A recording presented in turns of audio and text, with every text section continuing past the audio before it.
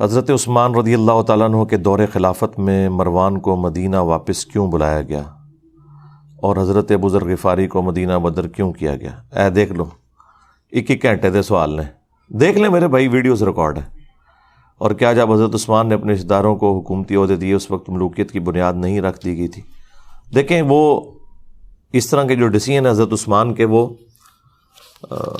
ملوکیت کی طرف لے جانے والے تو بن گئے بعد میں، تو ظاہر ہے جب بھی ڈاؤن فال شروع ہوتا ہے تو اچانک نہیں ہوتا، گریجولی ہوتا ہے، یہ نیچرل ہے، اچانک کچھ بھی نہیں تبدیلی آتی۔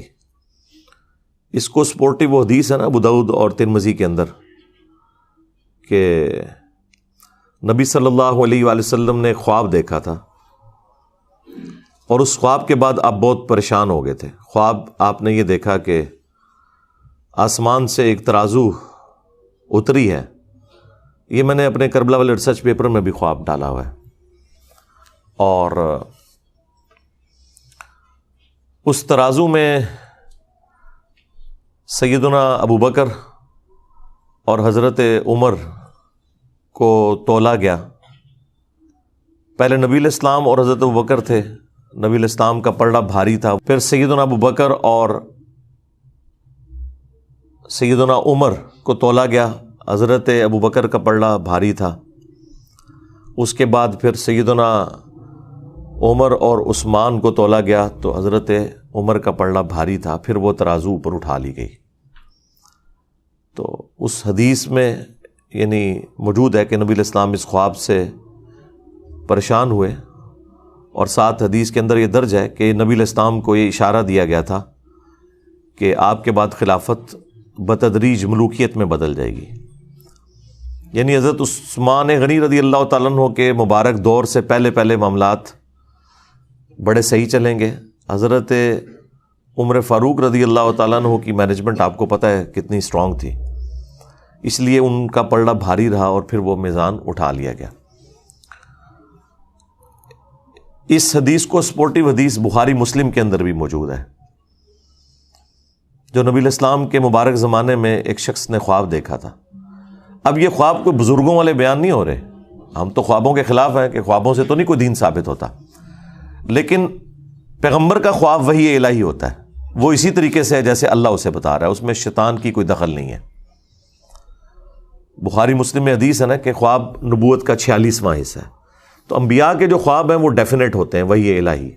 سورہ الصافات میں آیا کہ حضرت ابراہیم علیہ السلام نے خواب میں دیکھا تھا کہ میں اپنے بیٹے کی قربانی کر رہا ہوں، تو اسی پہ انہوں نے پھر حضرت اسماعیل کو آمادہ کیا۔ یعنی خواب کے اوپر ایک بندے کو قتل کرنا، اس کے اوپر آمادہ ہو جانا، یہ صرف اسی صورت میں ہے کہ جب وہ وحی الہی ہو، ورنہ تو کوئی انسان دوسرے انسان کو ناحق قتل نہیں کر سکتا بغیر کسی وجہ کے۔ دو ہی استثناء آئی ہیں، فساد فی الارض یا قتل کے بدلے قتل۔ اسی لیے آپ دیکھیں جو حضرت موسیٰ اور خضر کا واقعہ آیا ہے سورۃ الکہف کے اندر، اس میں بھی جب وہ بچے کو قتل کر دیتے ہیں، حضرت موسیٰ علیہ السلام اس پر اعتراض کرتے ہیں کہ تم نے نفس کے بغیر ایک دوسرے نفس کو قتل کر دیا۔ تو وہ تو خیر مسئلہ تقدیر کا ایشو تھا، وہ اللہ تعالیٰ نے فرشتوں کے ذریعے موت لینی ہوتی ہے، چاہے حضرت اسرائیل علیہ السلام آئے یا ان کے بہاف کے اوپر حضرت خضر وہ ڈیوٹی پوری کریں۔ اس سے کسی انسان کا دوسرے انسان کو قتل کرنا ثابت نہیں ہوتا۔ تو انبیاء کرام کے جو خواب ہیں وہ وحی الہی ہوتے ہیں۔ انبیاء کے بعد بخاری مسلم میں آیا کہ میری وفات کے بعد اب نبوت کی خبروں میں صرف مبشرات باقی ہیں۔ پوچھا گیا مبشرات کیا ہیں، تو آپ علیہ السلام نے فرمایا کہ خواب۔ پھر بخاری مسلم میں ہی آیا ہے کہ خواب کی 3 اقسام ہیں، یا تو اللہ کی طرف سے ہوگا یا وہ شیطان کی طرف سے، اور ساتھ ایک تابعی کا قول ابن سیرین کا نقل کیا ہے امام بخاری امام مسلم نے، انہوں نے اسی کی چھوٹی کیٹیگری بتائی کہ یا وہ نفس کی طرف سے ہوگا پھر خواب، یعنی جو انسان سوچتا ہے بعض اوقات وہی چیز خواب کی شکل میں اسے نظر آ جاتی ہے۔ اور ایٹیچیوڈ یہ ہے کہ جب اچھا خواب دیکھیں اللہ کا شکر ادا کریں، اور اگر کوئی برا خواب دیکھتے ہیں تو آپ بائیں طرف 3 دفعہ تھوک دیں، اور اس کا ذکر بھی کسی کے ساتھ نہ کریں، برا خواب اگر کسی کو آتا ہے تو۔ اب یہاں پر اللہ کے محبوب صلی اللہ علیہ وآلہ وسلم کا خواب میں نے بیان کیا، ابو داؤد سے، ترمذی سے، مسند احمد میں بھی یہ خواب موجود ہے۔ ایک اور خواب جو رسول اللہ کے مبارک زمانے میں آیا، وہ حدیث بخاری اور مسلم دونوں میں ہے، وہ میں نے کربلا والے ریسرچ پیپر میں ڈالی ہوئی ہے۔ اس حدیث میں یہ آتا ہے کہ ایک شخص نے خواب دیکھا کہ آسمان سے گھی اور شہد ٹپک رہا ہے اور ایک سائبان بادل نے سایہ کیے ہوئے ہیں اور ایک رسی بھی لٹک رہی ہے۔ تھوڑی دیر بعد نبی صلی اللہ علیہ وآلہ وسلم وہ مبارک رسی پکڑتے ہیں اور اوپر چڑھ جاتے ہیں آسمان پہ، اور وہ جو شہد اور گھی ٹپک رہے ہیں نا، لوگ اپنے اپنے برتن کے مطابق اس میں سے بھر کے اپنے گھروں کو بھی لے کے جا رہے ہیں۔ یہ خواب بخاری میں بھی ہے اور مسلم کے اندر بھی۔ پھر ایک اور شخص اس رسی کو پکڑتا ہے اور وہ بھی آسمان پہ چڑھ جاتا ہے، اور پھر ایک تیسرا شخص اس رسی کو پکڑتا ہے اور آسمان پہ چڑھ جاتا ہے۔ یعنی نبی صلی اللہ علیہ وآلہ وسلم کے بعد دو اور اشخاص ہیں جو اس رسی کو پکڑ کے آسمان پہ چڑھ جاتے ہیں۔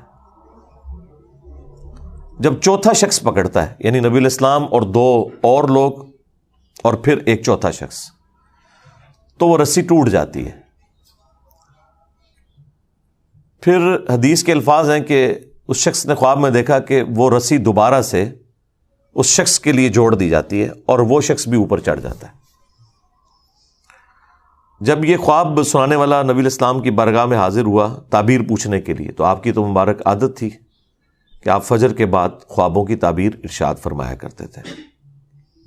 اب یہ وہ سنت ہے جس پہ آج کوئی عمل نہیں کر سکتا، نہ کوئی اس کے اوپر کوئی تماشا کھڑا کر سکتا ہے۔ ظاہر ہے کہ خواب چونکہ نبوت کی خبروں سے ہیں، تو نبی علیہ السلام کے مبارک زمانے میں تو وحی کا سلسلہ رکا نہیں تھا، تو اللہ کے نبی کو وحی کی تائید حاصل تھی، آپ خواب کی تعبیر بیان فرما سکتے تھے۔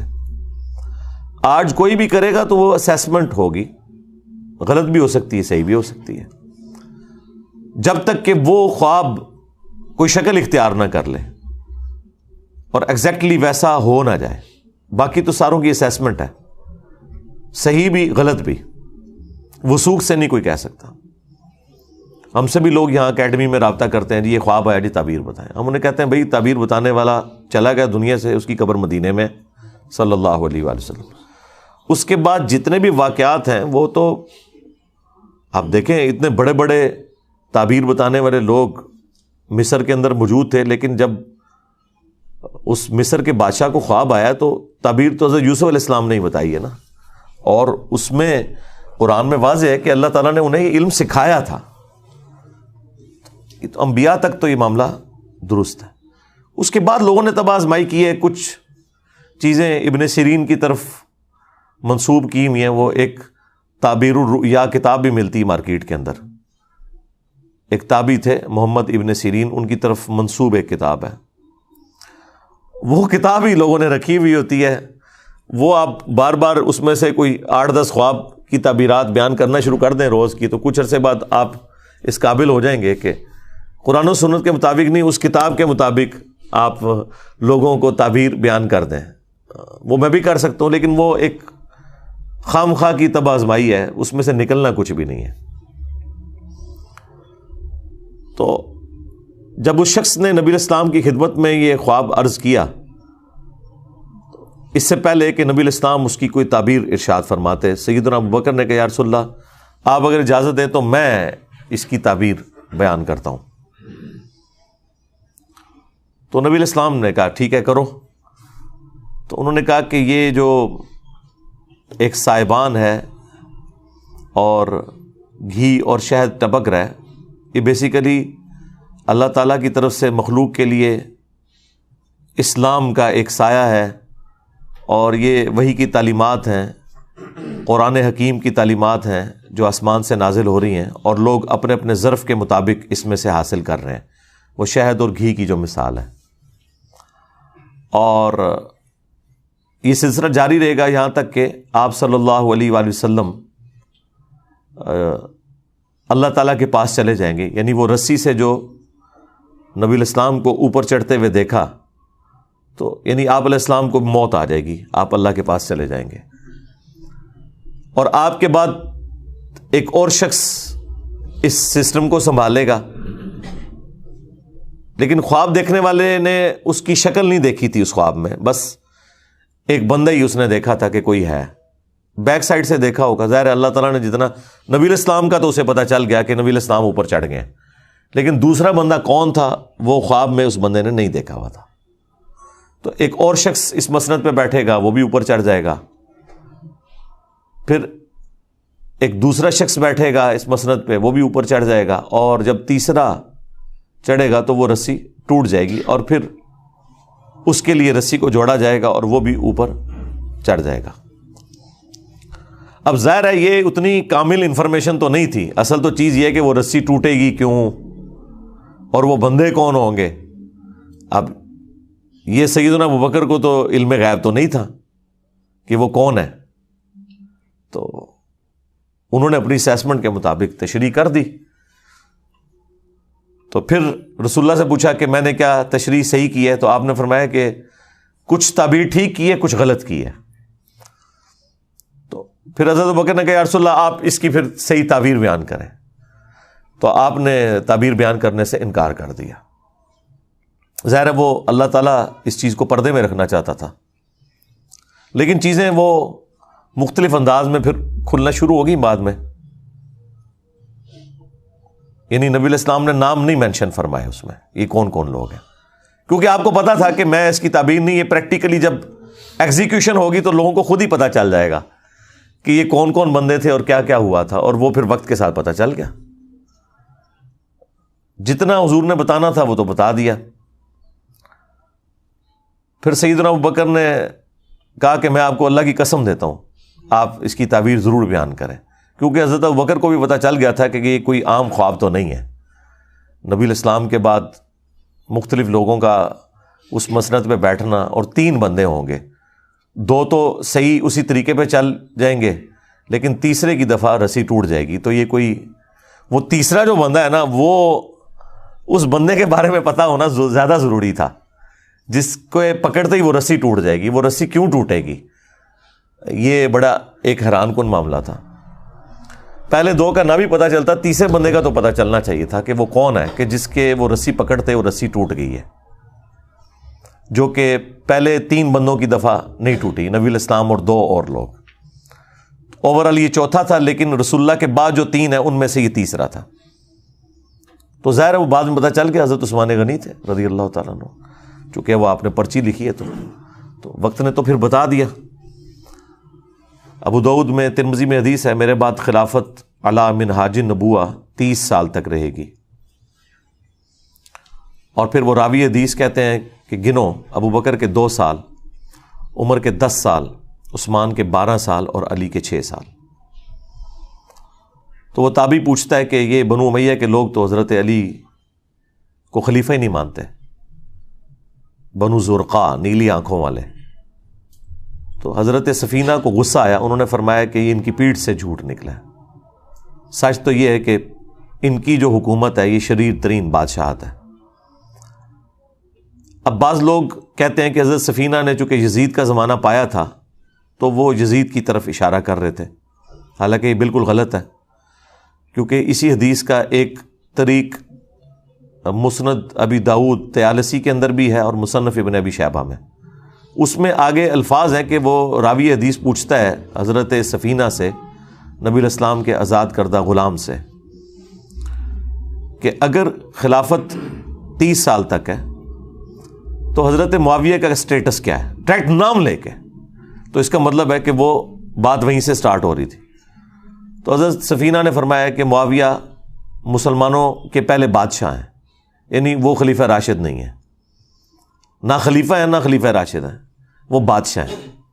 ویسے آپ حکمران کے معنوں میں خلیفہ چاہے شہباز شریف کو کہہ لیں, نواز شریف کو کہہ لیں, زرداری کو کہہ لیں, عمران خان کو کہہ لیں, لیکن وہ جو ایک ٹرم ہے نا خلیفہ کی, وہ اس پہ پورے نہیں اترتے. وہ مسلمانوں کے پہلے بادشاہ ہیں. اور مصنف ابن ابی شیبہ میں الفاظ ہیں کہ یہ لوگ سخت گیر بادشاہ ہیں اور ان کا پہلا بادشاہ معاویہ ابن ابی سفیان ہے. اب اس میں انہوں نے پہلے کا نام بھی لے دیا، یعنی وہ یزید سے بات شروع نہیں کی، انہوں نے یزید کے والد سے بات شروع کی. تو یہ بالکل کلیئر تھا. اور مسند احمد کی حدیث کے اندر تو الفاظ ہیں کہ نبی الاسلام کے دنیا سے اٹھائے جانے کے بعد خلافت علی منہاج النبوہ ہوگی، اور پھر اللہ تعالیٰ جب تک چاہے گا اس کو بھی رکھے گا، پھر اسے بھی اٹھا لے گا، اور پھر اس کے بعد کاٹ کھانے والی ملوکیت، یعنی اپنے دشمنوں کو کاٹنے والی، وہ آ جائے گی. پھر وہ بھی اللہ تعالیٰ جب تک چاہے گا وہ رہے گی. اس کے بعد جابر حکمرانوں کا دور، اور پھر آخر میں دوبارہ خلافت علی منہاج النبوہ آئے گی. تو اس میں بھی واضح طور پر یہ تبدیلی کی طرف اشارہ تھا. پھر بخاری مسلم میں ایک بڑی حیران کن حدیث ہے. حضرت حذیفہ ابن یمان جو رازدار رسول تھے صلی اللہ علیہ وآلہ وسلم، ان کے بارے میں وہ اپنے شاگردوں میں بیٹھے ہوئے تھے. تو حضرت عمر فاروق رضی اللہ تعالیٰ عنہ اس وقت امیر المومنین تھے اپنے دور خلافت کے اندر. تو وہ وہاں ان کے پاس آئے، تو انہوں نے لوگوں کی موجودگی میں حضرت حذیفہ سے کہا کہ حذیفہ ذرا مجھے وہ حدیث سناؤ جو تم نے رسول اللہ سے فتنوں کے متعلق سنی ہے کہ حضور کی وفات کے بعد فتنے آئیں گے. تو انہوں نے کہا کہ وہ تو بہت ساری احادیث ہیں. تو حضرت عمر نے کہا نہیں، میں اس بڑے فتنے کی بات کر رہا ہوں جو سمندر کی موجوں کی طرح آئے گا. آج کے دور میں آپ سمجھ لیں سونامی کی طرح ایک بڑا فتنہ مسلمانوں کے اوپر نبی الاسلام کے بعد. تو حضرت حذیفہ نے کہا اے امیر المومنین، آپ کو اس فتنے سے کوئی ڈر نہیں ہے، اس لیے آپ تو بے فکر رہیں، آپ کا اس فتنے سے کوئی لینا دینا نہیں، آپ اس فتنے میں مبتلا نہیں ہوں گے.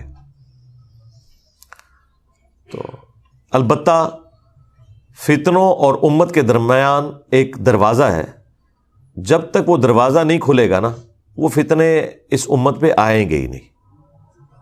تو سیدنا عمر نے کہا کہ مجھے بتاؤ وہ دروازہ کھولا جائے گا یا توڑا جائے گا؟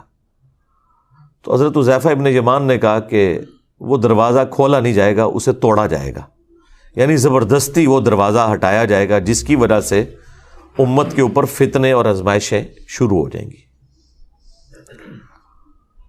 تو بس یہ گفتگو کر کے حضرت عمر وہاں سے چلے گئے. اب شاگردوں کو پھر کھلبلی مچ گئی کہ کوڈ ورڈز میں باتیں کر رہے ہیں کہ سمندر کی موجوں کے مانے دیکھ فتنہ آئے گا، ٹھیک ہے جی، اور وہ ایک دروازہ ہے جسے توڑا جائے گا، کھولا نہیں جائے گا.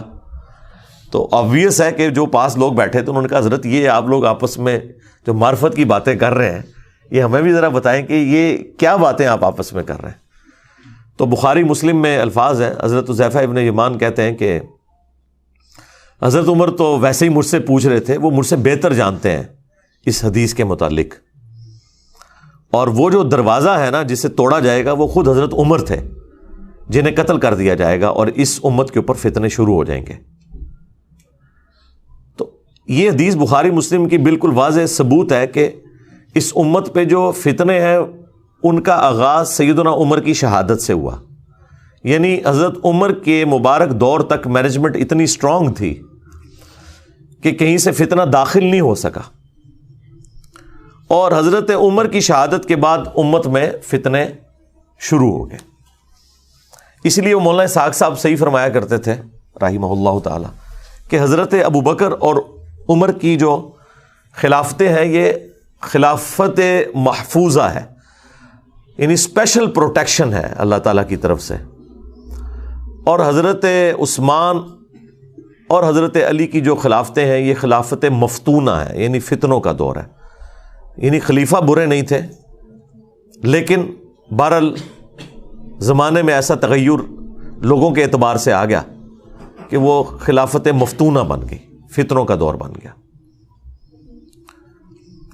اب آپ دیکھیں کتنا بڑا ظلم ہے. جو لوگ بھی اس ٹاپک کے اوپر بولتے ہیں نا،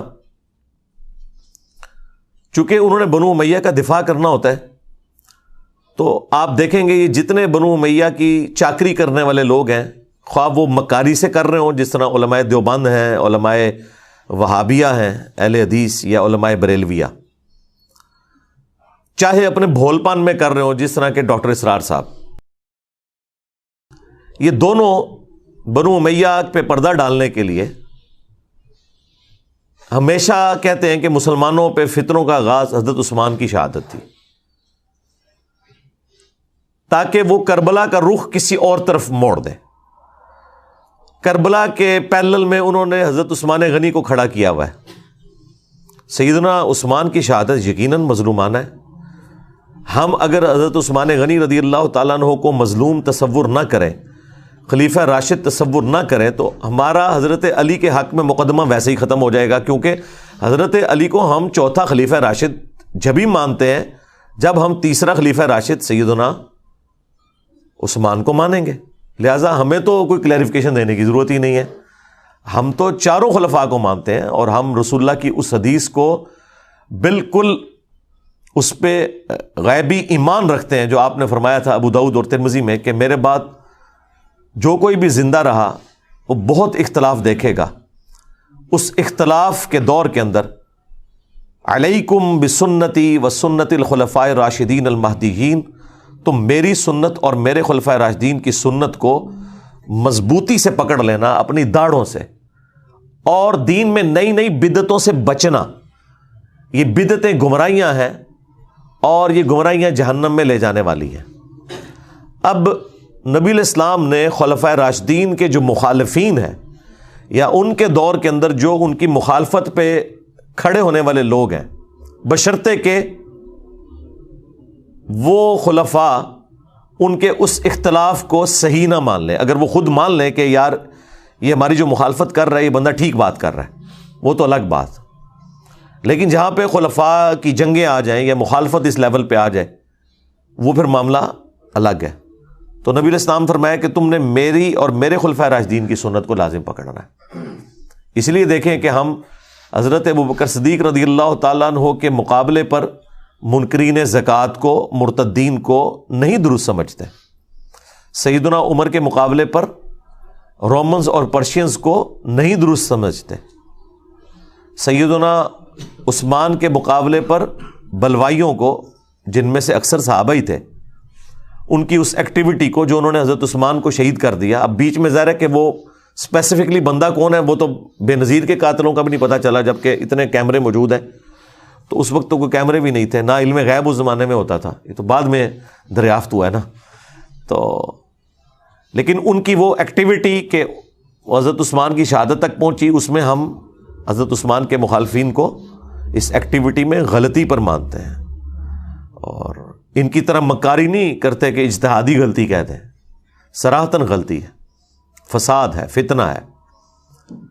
لیکن حضرت عثمان اتنے اپ رائٹ تھے کہ بخاری میں 695 نمبر حدیث ہے، جب ساتھیوں نے پوچھا کہ نماز ہمیں فتنوں کا امام پڑھا رہا ہے اور ہمارے امام آپ ہیں، آپ محصور ہو چکے ہیں اپنے گھر میں، اب ہم نماز اس مسجد میں جا کے پڑھیں یا گھر میں ہی پڑھ لیں؟ تو سیدنا عثمان نے کہا کہ نماز ہی تو مسلمانوں میں ایک اجتماعی نیکی کا کام ہے، نیکی کے کاموں میں ساتھ دو، برائی میں ان سے الگ رہو۔ اگر وہ یہودی ہوتے تو حضرت عثمان کیسے کہہ سکتے تھے کہ ان یہودیوں کے پیچھے جا کے نماز پڑھو؟ آج کوئی مسلمان فتویٰ دے گا کہ یہودیوں کے پیچھے نماز ہو جاتی ہے؟ وہ پتہ تھا کہ وہ صلح حدیبیہ کے صحابہ ہیں، ان میں اختلاف رائے بھی درست تھا، مخالفت درست نہیں تھی، اس کا جو ایکسٹریم رزلٹ نکلا وہ درست نہیں تھا۔ بہرحال وہ سارے کا سارا معاملہ تلپٹ ہو گیا۔ اس کے بعد جب سیدنا علی کا دور آتا ہے تو پھر وہی رول چلے گا نا، علیکم بسنتی و سنت الخلفاء الراشدین المہدیین۔ تو وہاں پہ بھی ہمارا یہی عقیدہ ہے کہ حضرت علی کے مخالفین جو اولو العزم اصحاب میں سے تھے، سیدہ عائشہ سلام اللہ علیہا، سیدنا زبیر، سیدنا طلحہ رضی اللہ عنہم اجمعین وعلیہم السلام اجمعین، یعنی یہ واقعی ٹکر کے لوگ ہیں، یہ حضرت علی کے ٹکر کے لوگ ہیں اپنے مرتبے اور اسلام کی کنٹریبیوشن کے پوائنٹ آف ویو سے۔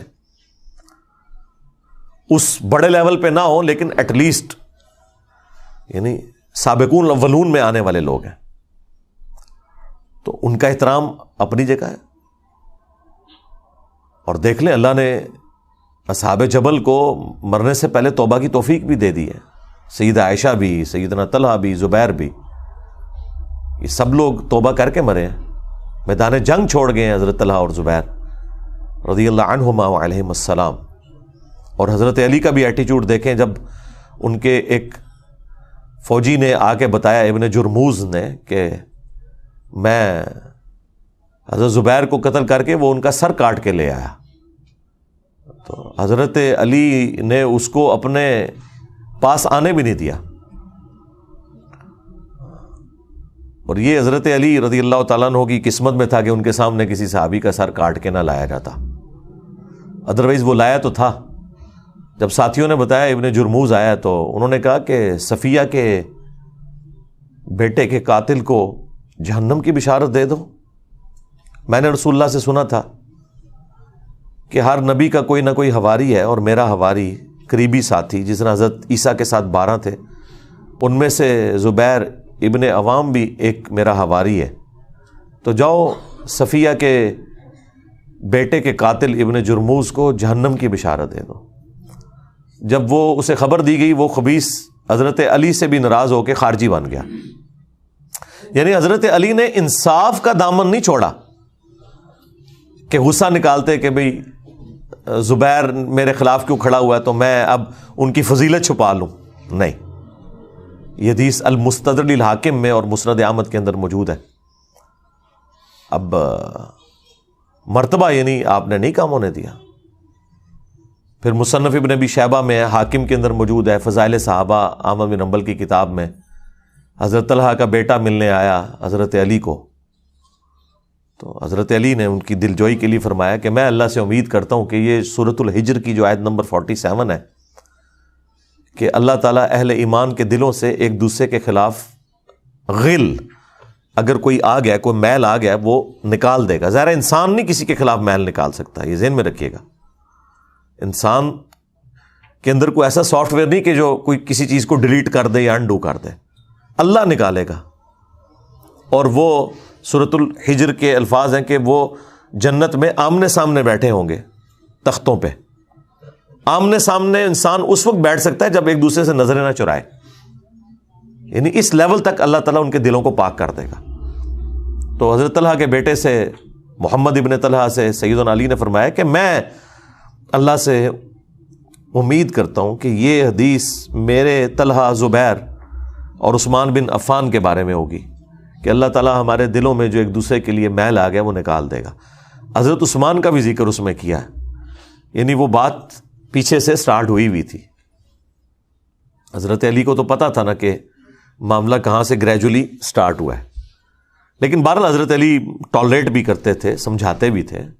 بخاری میں حدیث ہے، محمد ابن حنفیہ کہتے ہیں کہ ان کے سامنے کسی نے حضرت علی کے بارے میں کوئی نازیبا الفاظ بولے کہ بھئی، اب وہ الفاظ امام بخاری نے نقل نہیں کیے. امام بخاری کی ایک شرافت ہے، وہ چند ایک الفاظ سکپ کر دیتے ہیں، لیکن ظاہر ہے ذہین لوگ تو پہچان لیتے ہیں کہ کوئی بات ایسی ضرور ہوئی ہے کیونکہ اگلے الفاظ اس کو سپورٹ کر دیتے ہیں.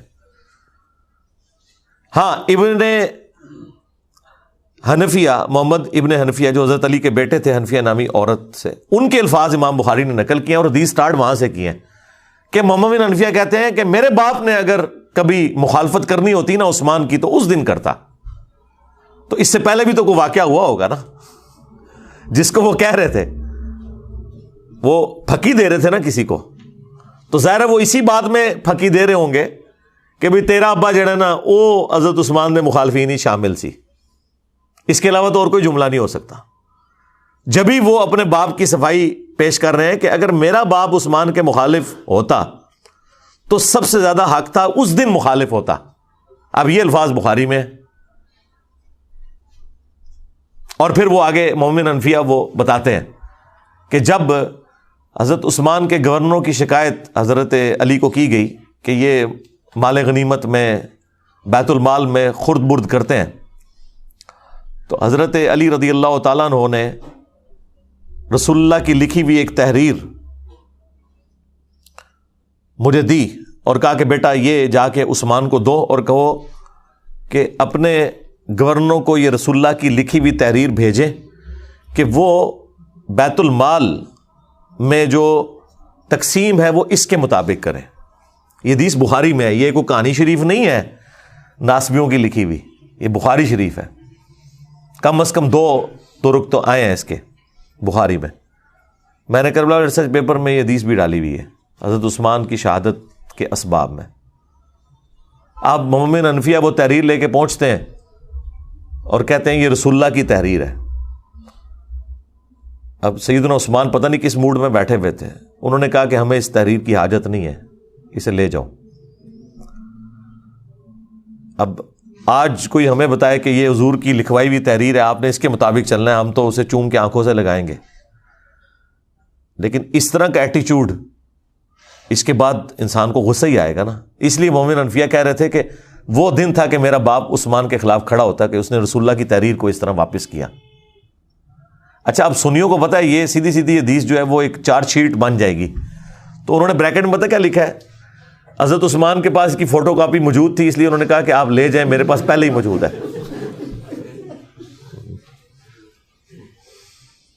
تو اندازہ کرو ایک کولوں وچ پایا ہوا ہے. تو اب اگر کسی کو بخاری شریف پڑھ کے بخار چڑھے تو وہ پھر اپنا بخار اسی طرح ہی نکالے گا نا. خیر وہ لیکن حدیث کے الفاظ اس کی حفاظت کر رہے ہیں نا, کہ مومن حنفیہ کہہ رہے ہیں کہ وہ دن تھا کہ میرے باپ کو چاہیے تھا عثمان کے خلاف کھڑا ہوتا کہ اس نے رسول اللہ کی تحریر واپس کی. تو یہ اسلوب بتا رہا ہے کہ فوٹو کاپی نہیں تھی, وہ ویسے ہی واپس کی تھی, ورنہ فوٹو کاپی ہو تو کس نے غصہ کھانا ہے. پتہ نہیں سعودی والے نے کوئی فوٹو کاپی مشین لوا کے دیتی اسی مسجد نبوی سے اردو. تو حضرت علی کو وہ کہتے ہیں جب میں نے آ کے بتایا کہ ابا جی یہ حضرت عثمان نے واپس کر دی ہے, تو حضرت علی نے کوئی غصہ نہیں کھایا. انہوں نے کہا یہ تحریر جو ہے نا وہ اسی جگہ رکھ دو, اسی تاکچے میں جہاں سے تم نے اٹھائی ہے, یہاں پہ حدیث مکمل ہو جاتی بخاری کی. تو یعنی وہ اس وقت ڈاؤن فال شروع ہو گیا تھا اس حوالے سے گریجولی. نہج البلاغہ میں بھی حضرت علی کی وہ نصیحتیں موجود ہیں جو حضرت عثمان کو کی ہیں انہوں نے. وہ کمال کی نصیحتیں ہیں, وہ پڑھنے والی ہیں. اس میں حضرت علی نے جو جملے بولے, کیا عثمان تیرا سٹیٹس پہلے 2 خلفاء والا نہیں ہے, کیونکہ تجھے رسول اللہ کے ساتھ دامادگی کا شرف بھی حاصل ہے. سیدنا عثمان کا داماد رسول ہونا نہج البلاغہ میں شیعہ کی کتاب میں ثابت ہے, اسی نصیحت کے اندر جو ان کا خطبہ کہہ لیں یا مکتوب کہہ لیں. تو حضرت علی حضرت عثمان کو سمجھاتے ہوئے یہ کہہ رہے ہیں کہ پہلے 2 خلفاء سے زیادہ تمہاری ذمہ داری ہے, کیونکہ تم رسول اللہ کے داماد بھی ہو. داماد تو بیٹوں کی جگہ ہوتا ہے. تو یہ جو تمہاری شکایتیں تمہارے گورنروں کی آتی ہیں تمہارے پاس, ان کے طرف توجہ دے کے ان ایشوز کو ریزالو کرو. وہ کرتے بھی تھے. بخاری مسلم دونوں میں آیا کہ وہ ایک بھائی تھا ان کا, عقبہ ابن ابی معیط کا بیٹا ولید بن عقبہ, اس نے شراب پی کے فجر کی 4 فرض پڑھا دیے. بخاری میں بھی ہے, مسلم میں بھی ہے, حضرت عثمان والے چیپٹر میں ہے بخاری کے اندر, اور مسلم میں شراب کی حرمت والے چیپٹر میں, اور مسلم میں پورا وہ واقعہ تفصیل کے ساتھ ہے. جب وہ سلام پھیر کے فارغ ہوا تو لوگوں نے کہا کہ یہ تو نماز تو نے ٹھیک نہیں پڑھائی ہے. تو اس نے کہا اگر کم پڑھا دی ہے تو میں اور پڑھا دینا, حالانکہ پہلے ہی انہیں 2 فالتو پڑھائی ہیں سب. پھر لوگوں کو شک پڑا تو جناب وہ تو دور تھا بڑا مبارک, ادھر کوئی سوچ سکتا ہے نمازی جناب جو تھے وہ آگے آ کے اس کے پاس بیٹھ کے اس کا منہ سونگھنا شروع کر دیا. ادھر کوئی گورنر کے قریب بھی کو لگ سکتا ہے, لیکن ظاہر ہے کہ اس وقت گورنر کو ایک سمجھا جاتا تھا کہ وہ سرونٹ ہے عوام کا. یہ تو آج حکمرانی کا کانسیپٹ ہے نا, ادھر تو خلیفۃ المسلمین بھی اکاؤنٹیبل ہوتا تھا عوام کو, تو گورنر تو شاہی کوئی نہیں. تو جب وہ سونگا تو شراب کی بدبو آ رہی تھی, لوگوں نے پتہ چل گیا جناب کہ یہ تو شراب پی ہے. انہوں نے جناب اسے پکڑ کے گورنر کو اتار کے ابو موسیٰ اشعری کو گورنر لگا دیا اور کہا کہ واپس جا مدینہ، حضرت عثمان کو خط بھجوا دیا کہ یہ اپنا تحفہ واپس قبول کریں جو آپ نے ہم پہ مسلط کیا تھا. تو اور یہاں سے مینجمنٹ کمزور ہوگی کہ خلیفہ وقت کے ہوتے ہوئے عوام ڈیسیژن کر رہی ہے کہ وہ خلیفہ سے پوچھے بغیر اس کا گورنر ہٹا رہی ہے خود ہی عدالت لگا کے، اور اس کی جگہ ایک نیا گورنر لگا رہی ہے. یعنی یہ اسلام کی تاریخ میں یہ سٹارٹ تھا حضرت عثمان کی خلافت کی کمزوری کا، جو ان کے دور خلافت میں آئی کہ لوگوں نے قانون ہاتھ میں لینا شروع کر دیا. خیر جب وہاں پہنچا تو حضرت عثمان نے کہا کہ میں لوگوں کی چیما گوئیاں سن رہا ہوں کہ یہ اب اپنے بھائی کو سزا نہیں دے گا، تو میں تو اسے نہیں چھوڑوں گا. دربار لگایا گیا، حضرت علی چیف جسٹس تھے. حضرت علی کو حضرت عثمان نے کہا لگائیں اس کو کوڑے جتنے بنتے ہیں اس کے. تو حضرت علی نے حسن ابن علی سے کہا کہ بیٹا اٹھو اور 40 کوڑے لگاؤ اسے. تو حضرت حسن نے کہا کہ جو ان کی میٹھی کھاتا ہے وہی کڑوی چکھے، یعنی حضرت عثمان کی طرف اشارہ کیا کہ عثمان اس کا بینیفیشری ہے اس حوالے سے کہ انہوں نے اپنے ریلیٹیوز کو گورنری کے عہدے پہ لگایا ہوا ہے. باقی ظاہر ہے ان سے کوئی کھاتے پیتے تو نہیں تھے، لیکن ظاہر ہے ایک رشتہ داری تو وہ نبھا رہے تھے. تو اب کڑوی بھی یہی چکھے، کیونکہ اس زمانے میں قبائلی تعصب بہت زیادہ تھا. بنو امیہ بنو ہاشم کی لڑائیاں تو رسول اللہ کی بعثت سے پہلے سے تھیں، ان کا آپس کا جیلسی فیکٹر. تو اس کی طرف ان کا اشارہ تھا کہ میں یہ کام نہیں کروں گا. تو حضرت علی نے اس کا کوئی برا نہیں مانا. حضرت حسن وہاں سے چلے گئے، باپ کی بات نہیں مانی، آپ اندازہ کریں. اور یعنی اس سے آپ اندازہ کریں گے اس زمانے میں کتنا ان گورنروں کے بارے میں نفرت پائی جاتی تھی. تو مسلم شریف کے الفاظ ہیں، پھر حضرت علی نے اپنے دوسرے بیٹے عبداللہ ابن جعفر، جو بھتیجا بھی لگتا تھا اور بیٹا بھی، بیٹا اس لیے کہ اس کی والدہ کے ساتھ حضرت جعفر کی وفات کے بعد حضرت ابو بکر نے شادی کی تھی، اس سے محمد بن ابی بکر پیدا ہوئے تھے، اور وہ بھی حضرت علی کے زیر کفالت تھے. یہ 2 بیٹے تھے بڑے لاڈلے، محمد بن ابی بکر اور عبداللہ بن جعفر، جو والدہ کی طرف سے تھے. اور عبداللہ بن جعفر کو تو اپنی بیٹی زینب بھی دے دی حضرت علی نے، وہ داماد بھی بنے بعد میں. تو کہا عبداللہ اٹھ اور لگا کوڑے. جب 40 ہوئے تو انہوں نے کہا بس 40 ٹھیک ہیں. رسول اللہ 40 لگواتے تھے، حضرت ابو بکر بھی 40، حضرت عمر نے 80 کر دیے تھے، کیونکہ اس زمانے میں لوگ زیادہ شراب پینا شروع ہو گئے تھے. ظاہر ہے جب آپ کی وظیفے لگ جائیں، دنیا کے مال کی ریل پیل ہو جائے. بخاری مسلم میں موجود ہے کہ حضرت عمر کے زمانے میں شراب پینا زیادہ ہو گئی تھی ایز کمپیئر ٹو حضرت ابو بکر کے دور کے. کوئی مال آ گیا تھا، کام کرنے کو کوئی نہیں، تو پھر یہی کچھ ہی ہوگا نا. تو حضرت عمر نے اس کی سزا تعزیراً حضرت علی کے مشورے سے بڑھا کے 80 کوڑے کر دی. وہ قرآن سے ڈیڈکٹ کی تھی کہ جو کسی عورت کے اوپر تہمت لگائے اس کی سزا 80 کوڑے ہے سورہ نور میں. تو حضرت علی نے کہا کہ جو بندہ شراب پیتا ہے وہ پھر ہر بندے پہ تہمت ہی لگاتا ہے، اسے پتہ تو ہوتا ہی نہیں وہ کیا کر رہا ہے. تو 80 کوڑوں کی سزا مقرر کی گئی. یہاں پہ بھی حضرت علی نے 80 کوڑے لگوا سکتے تھے حضرت عمر کی سنت پہ عمل کرتے ہوئے، لیکن کہا بس 40 بہت ہے، ٹھیک ہے، معافی کر دی. انہوں نے کہا نہیں 40 ہی ٹھیک ہے، مجھے دونوں پسند ہیں. اس سے آپ کو ذرا تھوڑا اس چیز کا اندازہ ہو جائے گا اس زمانے کے اندر جو معاملات چل رہے تھے. تو بیسیکلی یہ سارا کام بنو امیہ کے گورنروں کی وجہ سے بگڑا، جس کی وجہ سے حضرت عثمان بھی پھر شہید ہو گئے. تو اس لیے امت کا پہلا فتنہ جو ہے وہ حضرت عمر کی شہادت ہے، اور امت کا آخری بڑا فتنہ حضرت حسین کی شہادت ہے. ہاں، لیکن یہ جتنے ناصبی ہیں یا ناصبی نواز ہیں یا متاثرین ناصبیت ہیں، وہ کہتے ہیں پہلا فتنہ حضرت عثمان کی شہادت ہے اور آخری فتنہ واقعہ کربلا ہے. کیونکہ اگر آپ وہاں سے سٹارٹ کرتے ہیں پھر آپ کو بات نہیں سمجھ آئے گی. وہ مولانا ساق صاحب کہتے ہیں پیچھے ٹرو، پیچھے، تو پیچھو ٹرنا پڑے گا. تو وہ پیچھے آپ جائیں گے تو پھر یہ چیزیں ہیں. اس لیے میں نے ایک ویڈیو بھی ریکارڈ ہوئی ہے حضرت عثمان شہید کیوں ہوئے، اس میں اور بھی کافی ساری احادیث ہیں. اب میں اس پہ بولوں فی البدی تو آدھا گھنٹہ 1 گھنٹہ اور لگ جائے گا، چونکہ وہ سوال آپ نے پہلا ایسا رکھا ہے. آج چونکہ اسپیشل کوئی کوشچن بھی نہیں تھا تو میں نے کہا اسے اسپیشل بناؤں اور اس پہ میں تھوڑا بولوں کہ تاکہ آپ کو آئیڈیا ہو. اور یہ حضرت عثمان کی جو شفقت والا ایلیمنٹ ہے نا، یہ صحابہ کو پہلے سے پتہ تھا کہ ان کے اندر یہ موجود ہے جو آپ نے لکھ کے بھیجا نا کہ وہ مروان کو واپس بلا لیا. بالکل یہ المعجم الکبیر طبرانی میں موجود ہے. مروان کا والد جو تھا حکم, یہ رسول اللہ کی نقلیں اتارا کرتا تھا. ان دونوں باپ بیٹا کو حضور نے مدینہ بدر کر دیا. حضرت ابوبکر کے دور میں حضرت عثمان نے بڑی کوشش کی کہ واپس آ جائے, تو حضرت ابوبکر نے کہا جو گرا رسول اللہ نے لگائی ہے وہ میں نہیں کھول سکتا. تو حضرت عمر نے بھی نہیں واپس آنے دیا. حضرت عثمان جب خلیفہ بنے تو وہ واپس لے آئے. بس وہ اس پہ ہی میں جملہ بولتا ہوں کہ ہتھاں نال لائیاں ہوئی ہیں پھر دنداں نال کھولنیاں پیندیاں نے.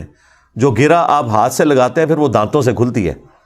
وہی مروان حضرت عثمان کی شہادت کا سبب بھی بن گیا, جسے حضرت ابوبکر عمر نے بھی حضور کی وجہ سے انٹر نہیں ہونے دیا تھا مدینے میں. اپنی بیٹی بھی دے دی, اسے داماد بنا لیا.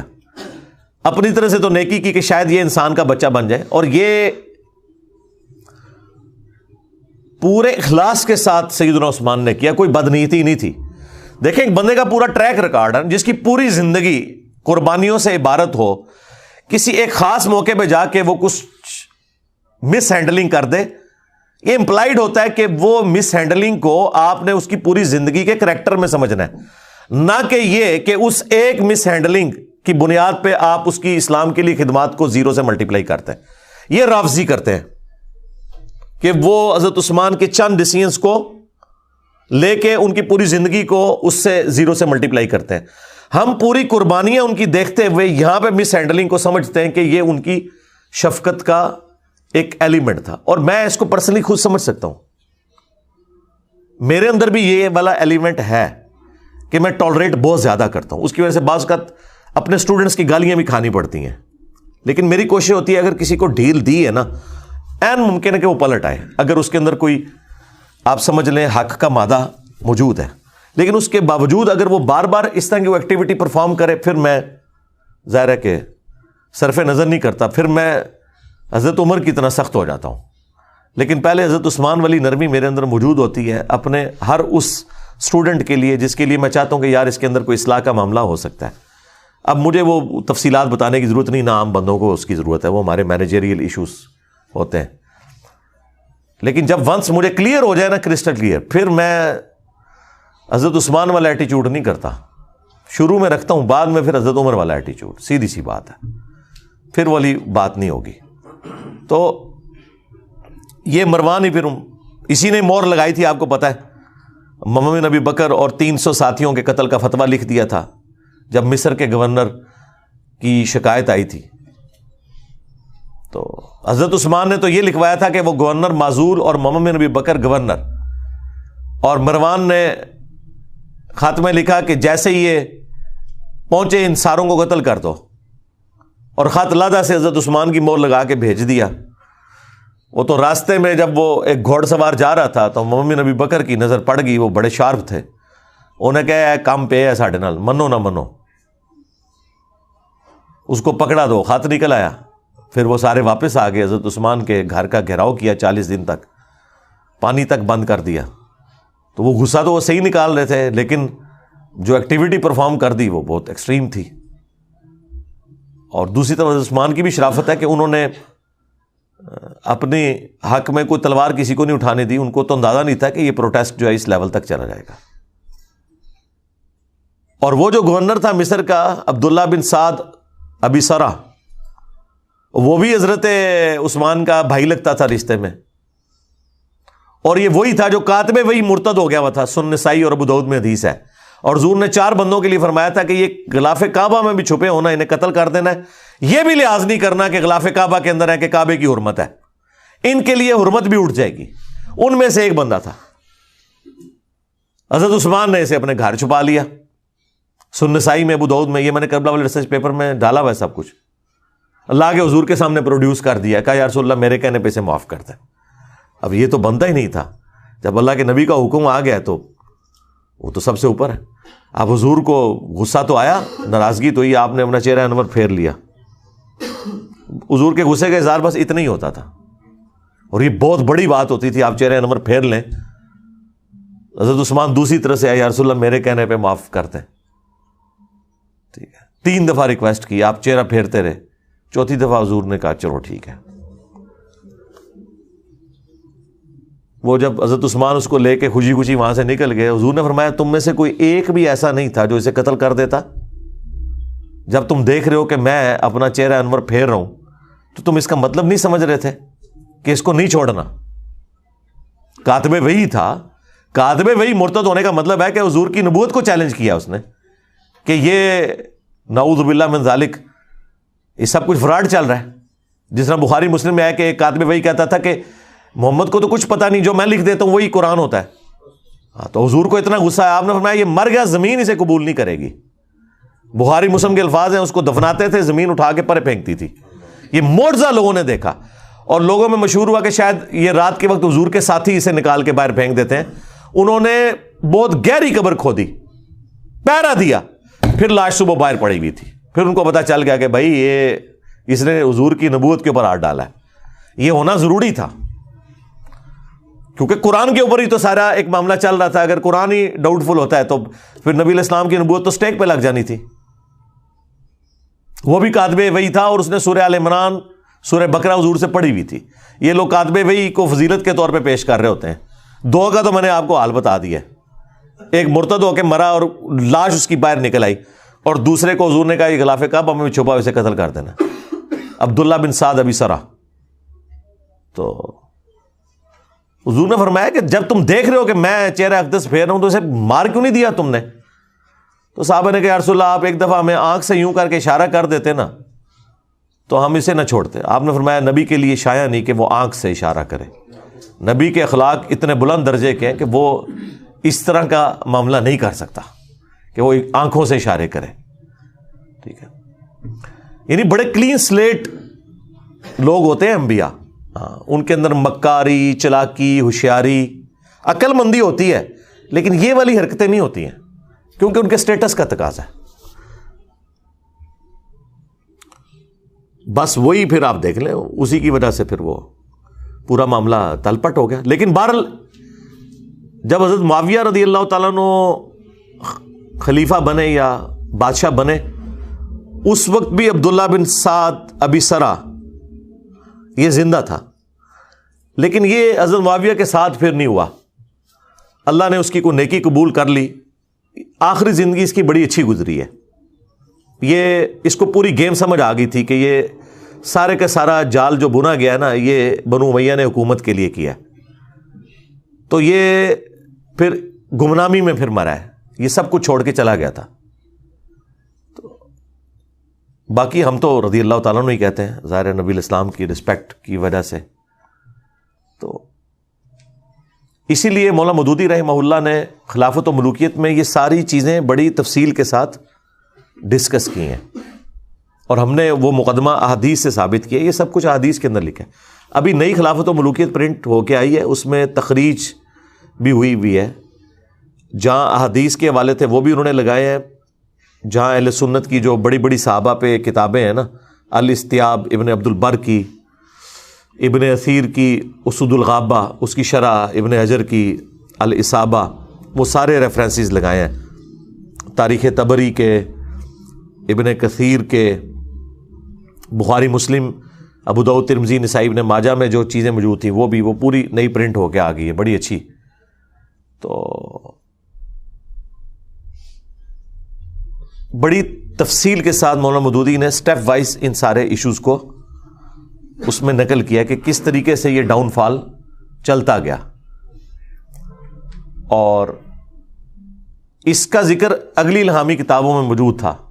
اسی پہ میں کنکلوڈ کرتا ہوں، پھر بقیہ سوالات لیتے ہیں.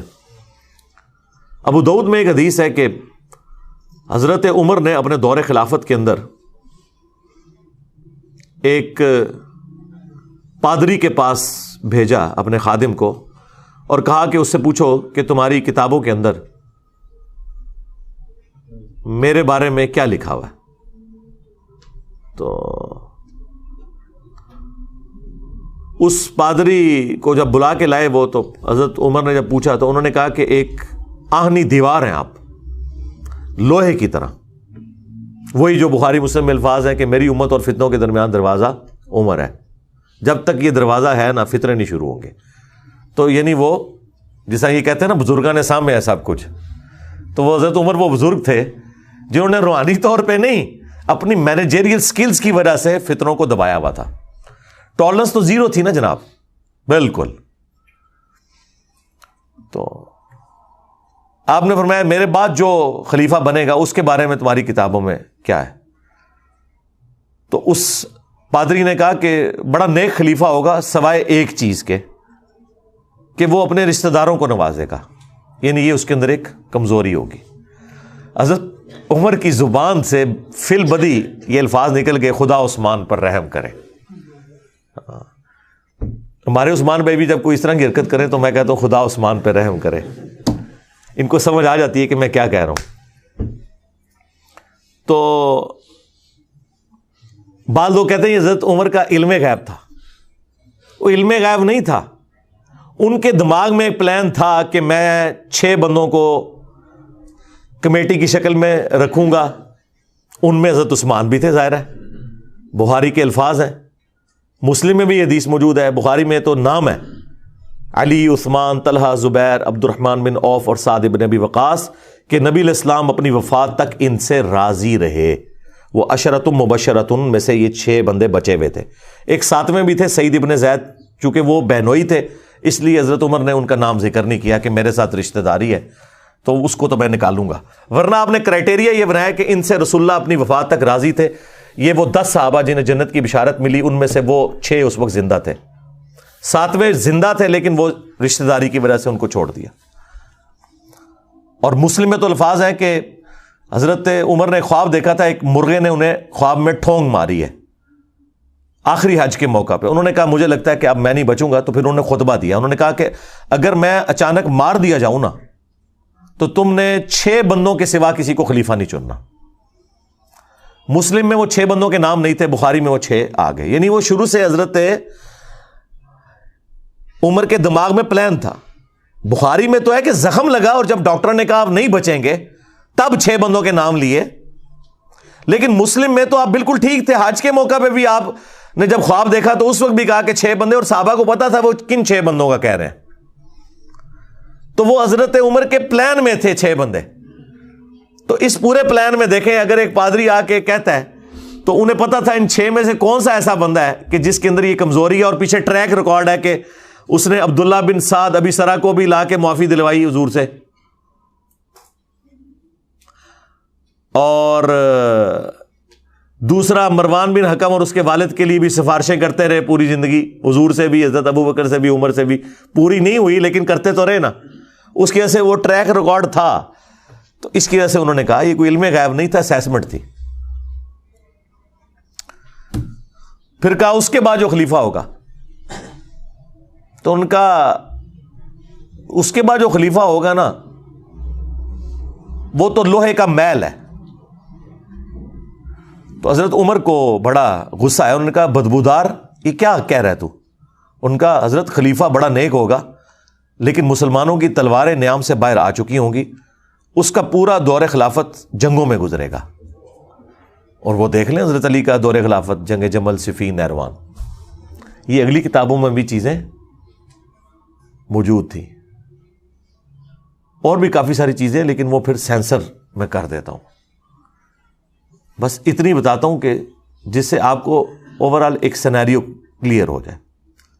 لیکن ہم نہ رافضیوں کی طرح نعوذ باللہ حضرت عثمان غنی رضی اللہ تعالیٰ عنہ کے بارے میں کوئی ایسا تان کریں جو اوورال ان کے کریکٹر کو میلائن کرے. انسانی کمزوری ہے, کسی کے اندر بھی ہو سکتی ہے, ہر انسان کے اندر کوئی نہ کوئی کمزوری موجود ہوتی ہے, لیکن وہ 0 سے ملٹیپلائی نہیں ہوتا.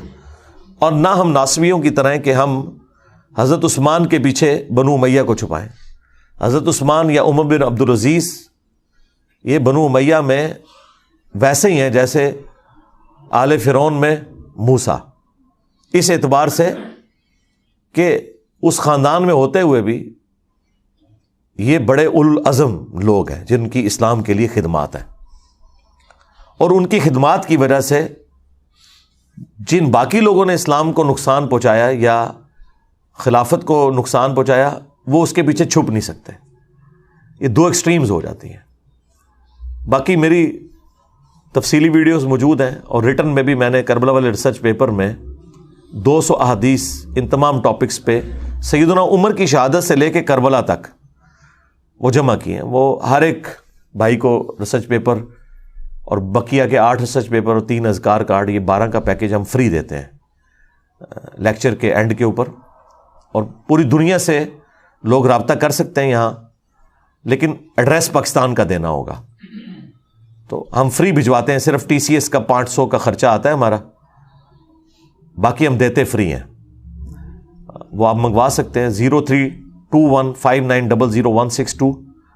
صبح 9 سے شام 5 بجے تک یہ فون کھلا ہوتا ہے، آپ رابطہ کر سکتے ہیں. اس پہ واٹس ایپ بھی بنا ہوا ہے، تو وہ آپ کو ریسرچ پیپرز فری بھجوا دیں گے.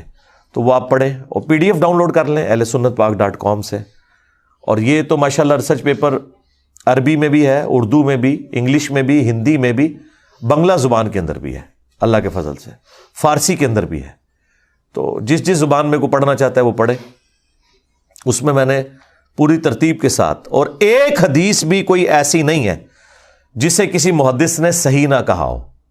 یہ ہو سکتا ہے کہ کچھ احادیث ایسی ہیں جن کو شیخ البانی صحیح کہتے ہیں اور شیخ زبیر صاحب اسے ضعیف سمجھتے ہیں، کچھ کو شیخ زبیر صاحب صحیح کہتے ہیں اور البانی صاحب ضعیف سمجھتے ہیں، کچھ احادیث کو امام ذہبی صحیح سمجھتے ہیں، کوئی اور ضعیف کہہ دیتا ہے، کچھ کو امام حاکم صحیح سمجھتے ہیں، امام ذہبی ضعیف سمجھتے ہیں.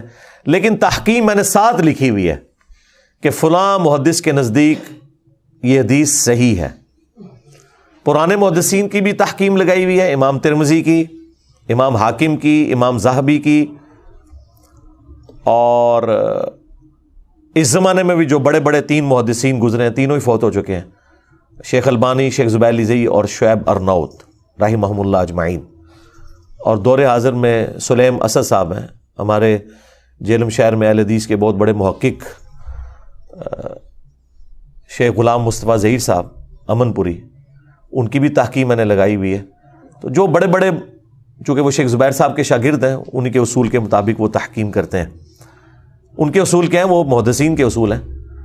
تو بہرحال یہ سارے کے سارے معاملات میں نے ایک جگہ ریسرچ پیپر میں جمع کیے ہوئے ہیں. اور آج دیکھیں میں نے پوری گفتگو غامدی اور طارق جمیل سٹائل میں کی ہے، تاکہ کوئی یہ گھلا نہ کرے کہ انجینئر صاحب بڑی سخت زبان استعمال کرتے ہیں. تو دیکھیں میں نے یہ سارے ٹاپک آپ کو آرام سے بھی سمجھا دیے ہیں. جنہوں نے سمجھنے ہوں گے وہ اس سے بھی سمجھ لیں گے، جنہوں نے نہیں سمجھنے وہ اس سے بھی نہیں سمجھیں گے، کیونکہ ان کا مسئلہ کچھ اور ہے. تو مسئلہ یہ نہیں ہے کہ لہجہ سخت ہے یا نرم ہے، مسئلہ یہ ہے کہ بات کے اندر وزن ہے یا نہیں، اس کے اوپر ایمفسائز ہونا چاہیے. صلو علی محمد و آل محمد، اللہم صلی علی محمد و علی آل محمد و اصحاب محمد و ازواج محمد اجمعین الی یوم الدین، آمین.